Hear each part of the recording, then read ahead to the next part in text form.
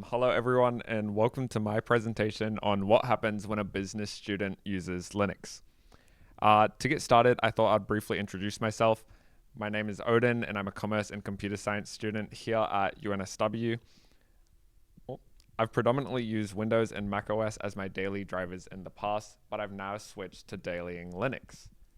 But wait, a business student on Linux? You may be wondering, why is this notable? Why does it matter if a business student uses Linux or not? Well, to clarify, I wanted to introduce the stereotype associated with business students. So let's take a look into the average business student by taking a peek into some of me and my friends' lives. Although we do some business stuff, we like to go raving, partying, drinking, and did I mention drinking? From my first-hand experience, we prioritize hopping on the drinks. Study comes second, and the relevance of an operating system is negligible. The average business student does not care about their operating system. Generally, you'll see us be using Windows or macOS, not out of thought, but because it's the default. macOS and Windows have a large market prominence, and they're consequently accessible to the masses. So, what would happen if a business student tried Linux? What would happen if a business student deviated from that norm? Well, I have a say in that story. I'm here to share my experience with Linux. I think it's valuable to go over my previous operating system history before diving into my experience with Linux. I want to contextualize the ways in which Linux is foreign to me. So I'll briefly review my history and then do a deep dive into each period.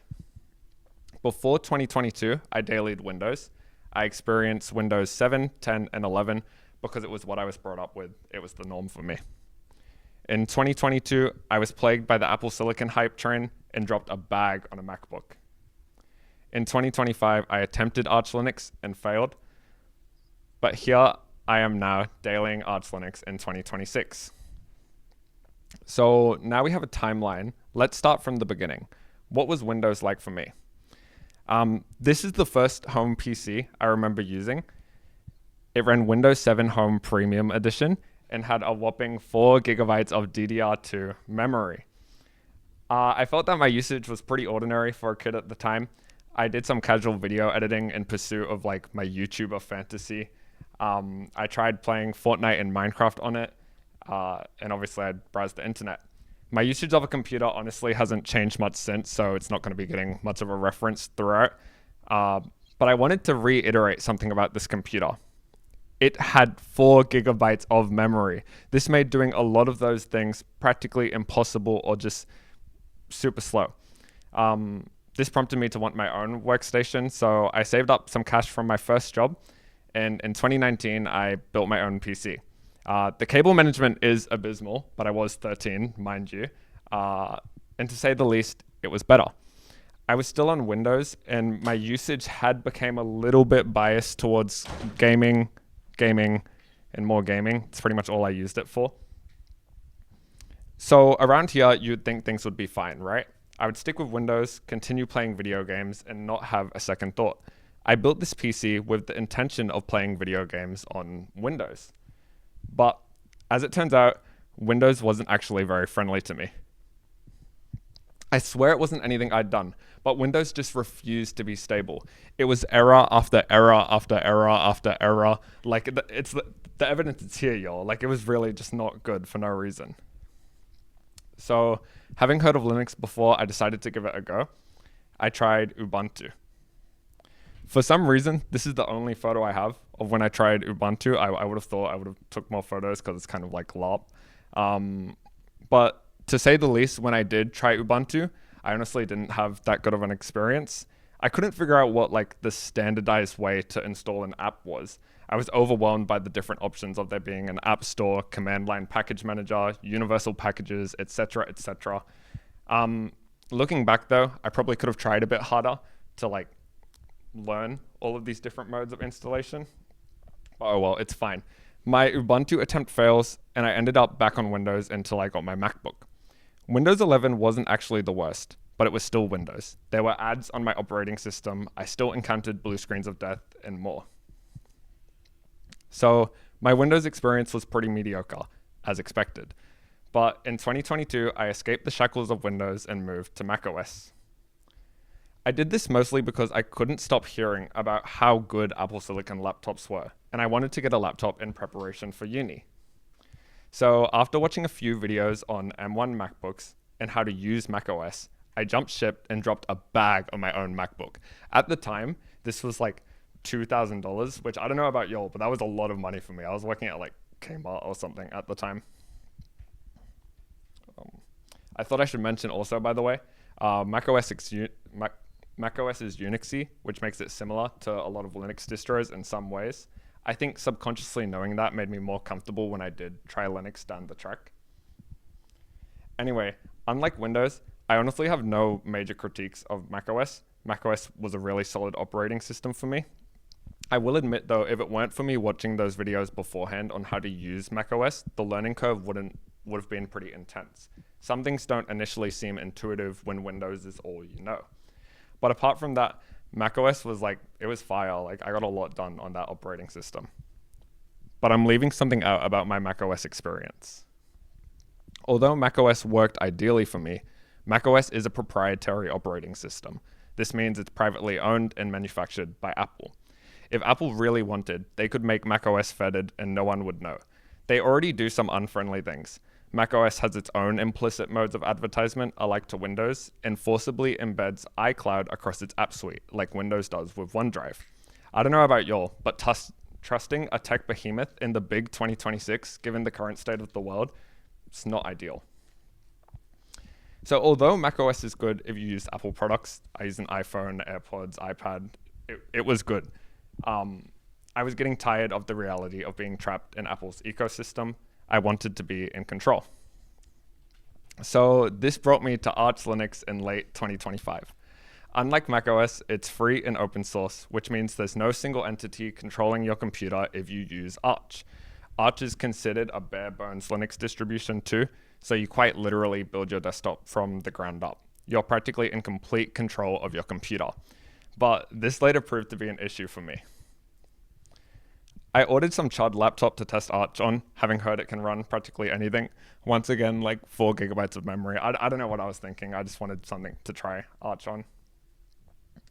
And yeah, I tried to install Arch on it.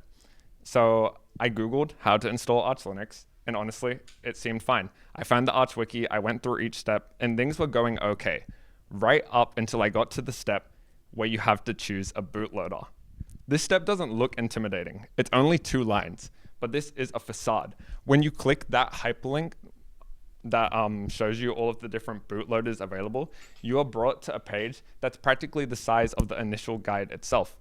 This page then has sub-pages for each of the listed bootloaders. And in business student fashion, I was not reading all that, bro, like wasting my time. So somewhat at random, I chose Refined as my bootloader. It said it supported auto-detecting parameters without explicit configuration and that it supported a single command install. So it would seem all was good. I tried Refined as my bootloader and became an Arch king. Wrong. Refined didn't work with its advertised 1-line install command for a reason I wasn't bothered to look into. Business student, I don't care. So I tried Grub because I had heard it been mentioned before by other people. And did Grub work out? No, once again. But this time it was a fault of my own. The Grub installation section is split into 3 steps. And I did those 3 steps. I don't know if y'all see that. 1, 2, 3. Those are the steps you're meant to do, right? But what I didn't acknowledge was the red warning box at the bottom. That was the 4th step to generate your main configuration file. Otherwise your OS doesn't show up when you boot. So I fixed that. And I was finally able to boot into my Arch install after like quite literally fucking around for ages. I finally got into my main desktop. But there was another warning box that I forgot about earlier on. When going through the Arch install guide, there's a section on obtaining internet connectivity. And once again, it lists some basic steps. It does so in this context to verify you can achieve an internet connection rather than install a bootloader. But I didn't realize fundamental packages to connecting to the internet were configured and installed with the live installation image. They don't end up on your final install unless you specify otherwise. So after sorting out all of the bootloader shenanigans, I got to my final install and literally couldn't access the internet at all. So I had to restart again. At this point, I was thinking to myself, maybe Linux wasn't for me. Maybe macOS was my calling. Maybe I did just have to be a typical business student. I persevered though and reinstalled the network packages. This time, I'd finally made it to Arch with internet. I decided to use i3 as my window manager because I had never tried a window manager before. But this meant I was using the Xorg display server. I thought this was like a normal setup. Like I thought that was the standard run-of-the-mill Arch setup to use X11 as your display server. But I was told though that this wasn't the case. It wasn't normie. I'd read online that Xorg was pretty prevalent, but it turned out to be a pretty vocal minority advocating for it. I was told Wayland was the real current standard for a display server. So once again, I fumbled my install. Honestly, I'm surprised I didn't give up then and there. I switched to Sway, a Wayland i3 alternative, and thought I was finally at peace. My Linux install was complete. But if you all remembered the timeline, this was marked as an attempt. This is because the laptop I bought was truly chopped. It was somewhat on par to the PC I mentioned at the beginning. It was incredibly slow, the battery life was non-existent, the viewing angles were bad. I couldn't even watch a YouTube video without the laptop sounding like it was going to fly out of my lap half the time. But this didn't change the fact I was able to successfully get onto Arch. So I went ahead and bought something a little bit newer with my newfound Linux confidence. Mind you, between my attempt and now dailying Arch Linux, I guess it took me a few months to build up to motivation again to go through the whole Arch install process. So I was using macOS in between that, but eventually I was able to fast fetch in peace. Woo! I got my friend Aurora, one of the founding members of the UNSW Linux Society, to help me with the install this time around, but I can honestly and wholeheartedly say Arch has been so fine. Coming from macOS before, I was expecting it to be rough around the edges, but I've had practically no issues in my use. Linux has been fine, and it's liberated me from the shackles of proprietary tech companies. Although I struggled with the install initially, it was a learning process, and I'm glad to have been able to learn from it. By the way, I've listed the packages relevant to my base install, if anyone's interested. So I finally got to using Linux on a functional laptop, and I've been using Linux for a few months now, so that begs the question, what really did happen when a business student tried Linux? Although nothing changed about my idea of a good time, I think recognizing that there is a valid and free alternative to a buggy Windows or locked down macOS has changed my outlook on operating systems. Trying Arch Linux taught me that there are valid alternatives to the mainstream, and we should encourage each other to try these alternatives, because not only do they help us learn, but you earn a badge of digital liberation, its ultimate LARP.